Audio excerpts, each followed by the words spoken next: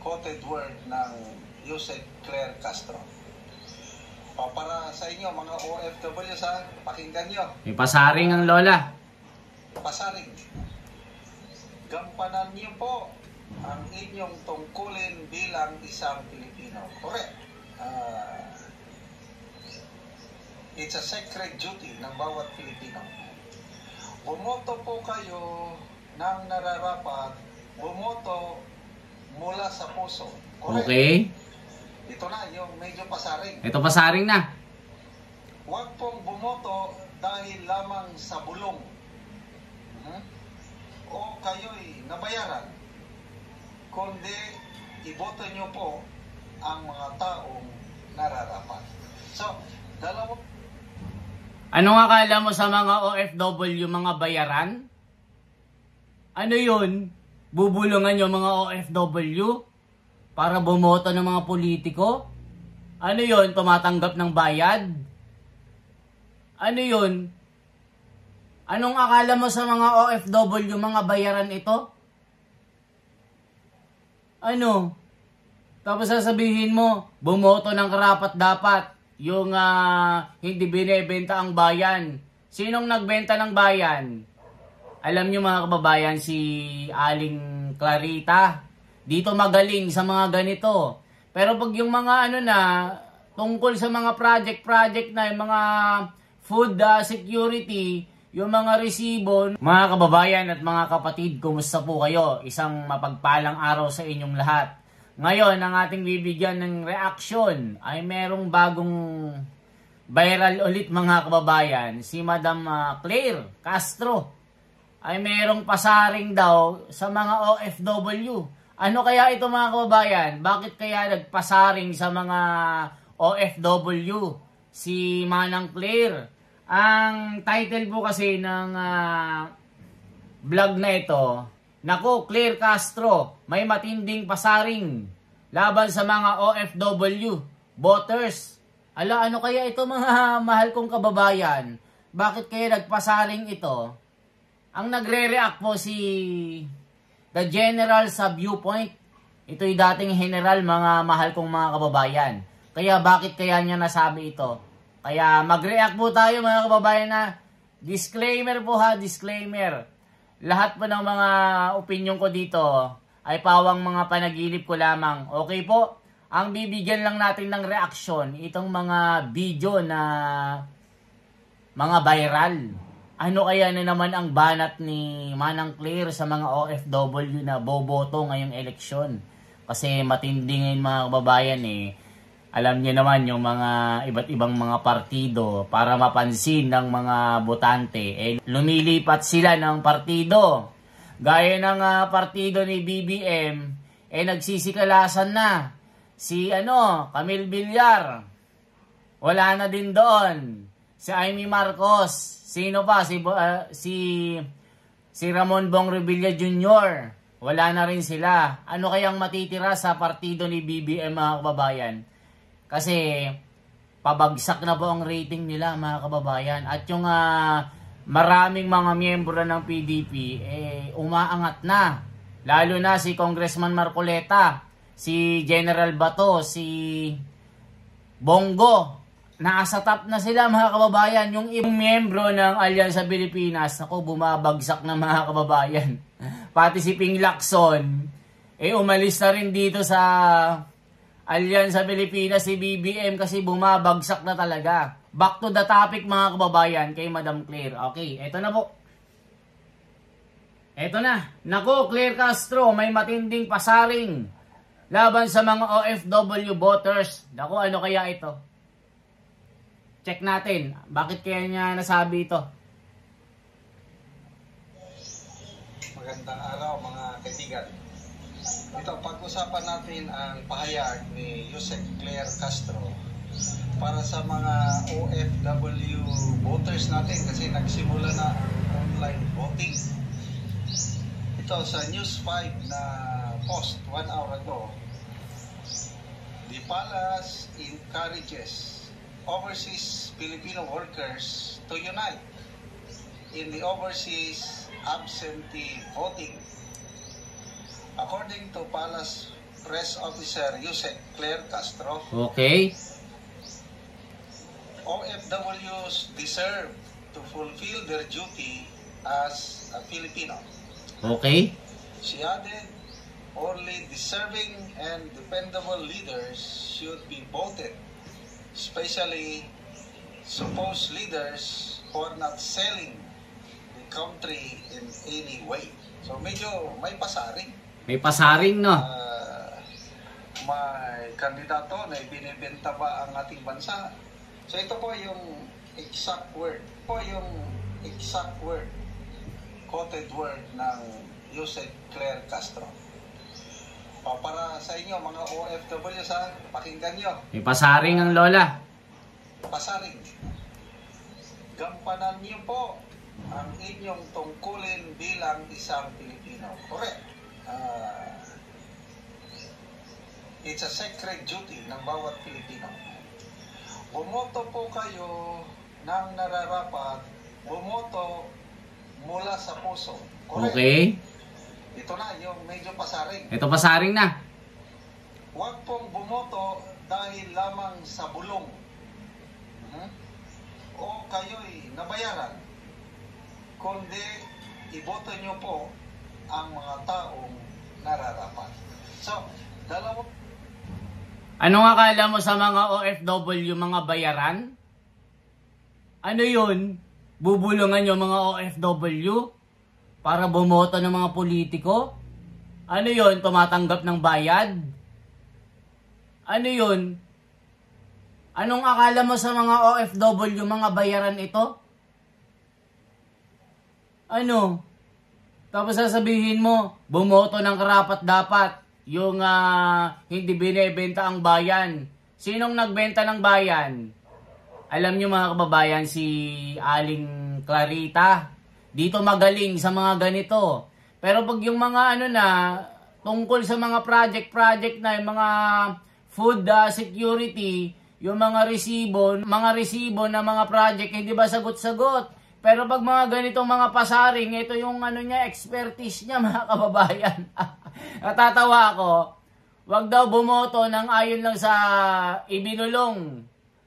Yung wag magpabayad sa politiko. Aba, marunong ko pa sa mga OFW. May sariling mga isip ang mga yan. Gampanan nyo ang inyong mga tungkulin. Aba, parang nag-uutos. Ang galing ng manang nyo mga kababayan. Ang galing mangaral. Gampanan yung tungkulin nyo dyan ha. Ngayon, yung mga leader natin, gampanan yung mga tungkulin nyo. Kayo ang hindi gumaganap ng mga tungkulin nyo. O lahat ng mga opinion ko dito panaginip ko. Na naginip ako kagabi. Na yung mga politiko daw na mga ito, hindi gumaganap ng tungkulin. Kung ano-anong mga ginagawa nila sa bansa at kwarta ng bayan. Kung ano-anong pera ang winawaldas nila, harap-harapan na ginagastador nila ang pera ng bayan. Yun yung panaginip ko. Yan din yung sabi ni Katon Ying, ni Ka Anthony Taberna, na harap-harapan ang pagnanakaw ng pera ng bayan. Panoorin nyo po si Katon Ying. Yan yung mga banat niya. Nyo ako, sabihin nyo na ako nagsabi niyan. Di ba? Harap-harapan na pagnanakaw ng pera ng bayan ngayon. Yun yung sabi. Tuloy natin.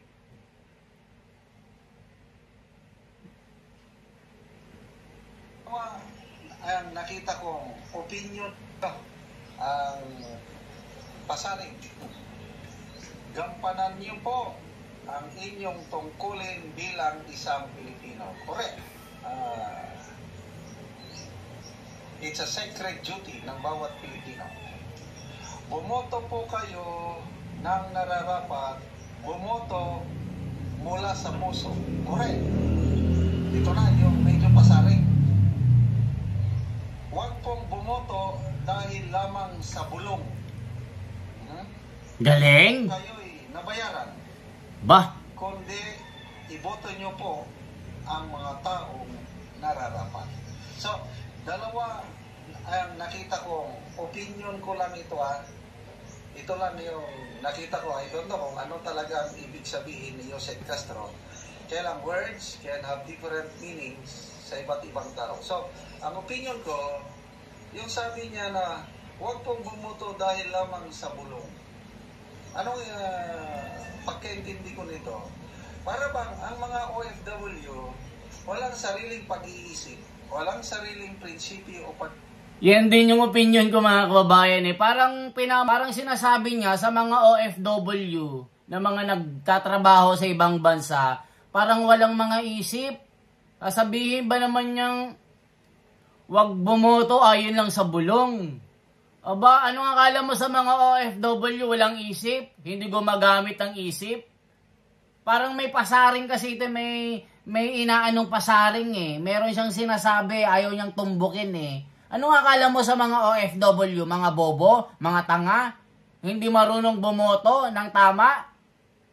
Oh, kayo mga kababayan, anong masasabi nyo dito?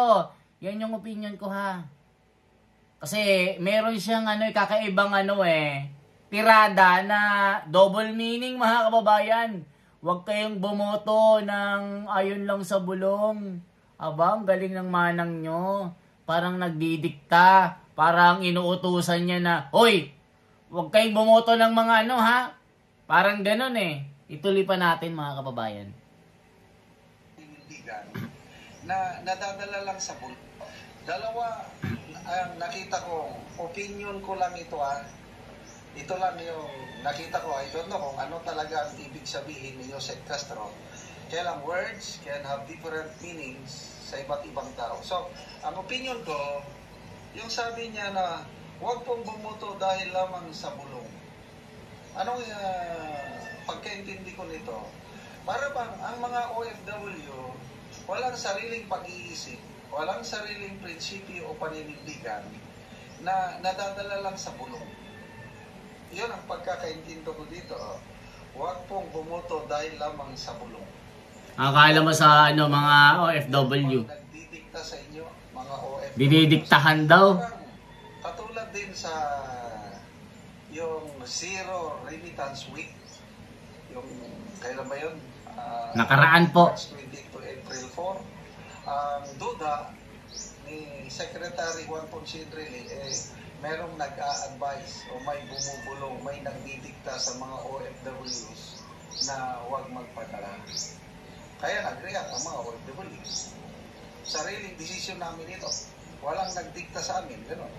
So ito na naman, pagdating sa botohan, I don't know ano. May nagdidikta na naman. Yusek Claire Castro. Galing. Niya sinabi na huwag pong bumoto dahil lamang Sa bulong.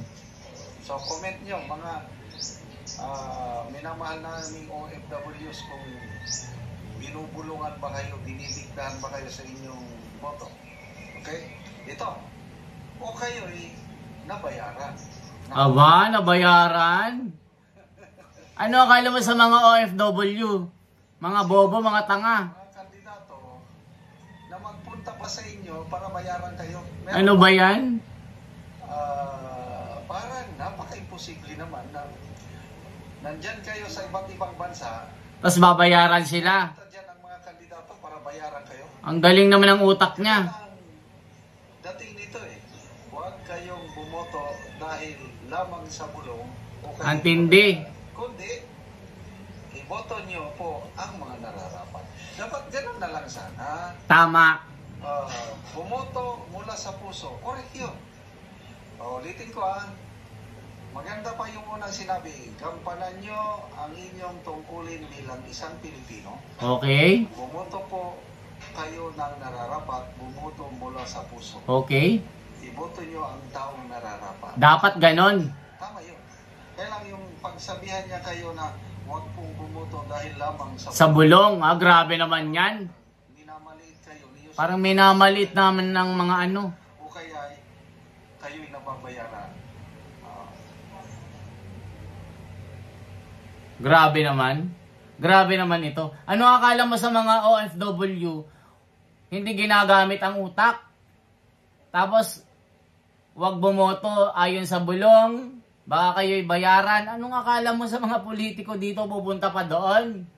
So, ang gusto mo, Anong gusto mong iboto nila? O, di ba mga kababayan?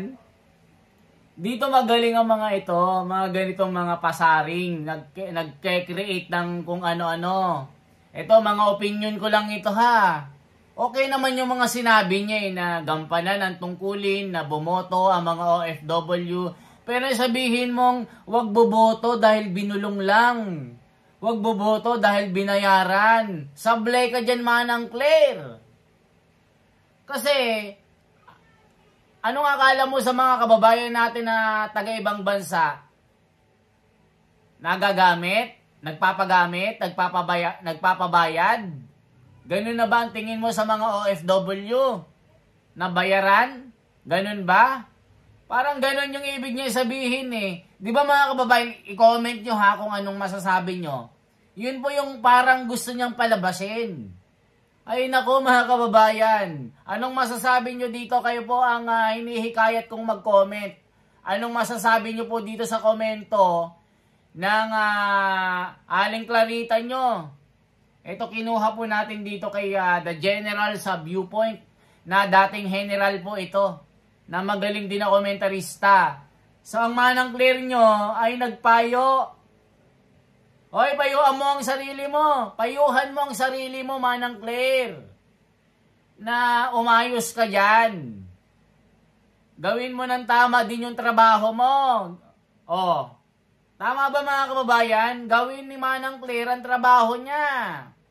Sagutin ang mga dapat sagutin. Na mga importanteng mga tanong, hindi kung ano-anong mga saan nagbakasyon ito, kailan magbabakasyon. Diba? Dapat klaro ang mga sagot, hindi kung ano-ano. Ngayon, ganito sasabihin niyo sa mga OFW. Huwag boboto dahil ibinulong. Huwag boboto dahil huwag kayong magpapabayad. Aba, galing naman ni Manang Claire. Ang galing ang galing magpayo ni Manang Claire. Ang galing mga kababayan Ito pong tatanungin ko. Anong masasabi niyo po dito sa payo ng manang nyo, si Manang Claire, na magaling magsalita? Pinayuhan ng mga kababayan natin na gamitin ang isip sa tamang pagboto, huwag magpapabayad, huwag iboto ayon sa bulong. Aba, ang galing naman, Manang Claire. Anong akala mo sa mga OFW? Hindi gumagamit ng coconut shell? O, mga kababayan, kayo na pong mag-comment dyan. Yan lamang pong ating reaction ngayon. Anong masasabi nyo dito, mga kababayan? I-comment nyo na. Isang like naman dyan, isang share, at isang subscribe sa ating YouTube channel. Mabuhay po sa lahat ng mga kababayan natin na OFW. Ito ang aking payo. Gamitin nyo ng tama ang inyong boses. Piliin ang karapat-dapat. Piliin nyo ang nasa katwiran. Piliin nyo ang sumusunod sa batas. Hindi bumabaluktot ng batas. Piliin po natin ang nasa katwiran na kayang ipaglaban ang kapwa Pilipino, na hindi pinapadakip sa mga dayuhan. Yan po ang aking payo, mga kababayan. Dahil kung sumunod lamang po sila sa pamamahala ng Iglesia ni Cristo, na magkabati, ayusin ang dapat ayusin, huwag magkabahabahagi. Ngayon, nagkatotoo ang prediksyon ng pamamahala. Nagkaroon ng kaguluhan dahil hindi sila sumunod sa mga payo. Okay po? Na ayon sa Biblia. Salamat po ng marami, mga kababayan. Magandang araw sa inyong lahat. Happy weekend po. Mag-ingat po tayo sa mga pupuntahan natin. Sa mga dagat. Kung saan-saan mang mga bakasyon natin. Unahin po natin ang kaligtasan po natin. Okay po?